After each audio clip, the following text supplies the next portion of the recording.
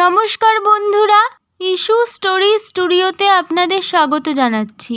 আপনাদের সামনে আমি উপস্থাপন করছি ভ্রমণকারী দম্ভক্তি নামক ঈশপের একটি নীতিমূলক গল্প। তো চলুন বন্ধুরা, এবার শুরু করা যাক।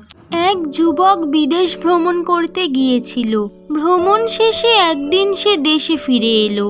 তার বন্ধু বান্ধবরা তার সঙ্গে সাক্ষাৎ করে জানতে চায় সেই ভ্রমণ বৃত্তান্ত। যেই তার বাড়িতে হাজির হতো তাকে এই যুবক বড়াই করে, যা নয় তাই বলে, তাক লাগানো কথা বলে অবাক করে দিত। একদিন এক বন্ধুর কাছে যুবকটি উচ্চস্বরে বলতে লাগলো, বেরিয়ে এলাম রোডস দ্বীপ থেকে। বাপরে বাপ, কি বলবো সেখানকার লোকজনের কথা। রোডস দ্বীপের লোকজন এত জোরে লাফায় তা চোখে না দেখলে বিশ্বাস করা শক্ত। তারা কত উঁচু উঁচু লাফ দেয়, কত দূর পর্যন্ত লাফ দেয়। এসব গল্প কথা শুনতে শুনতে বন্ধু বান্ধবদের ক্লান্তি এসে গেল।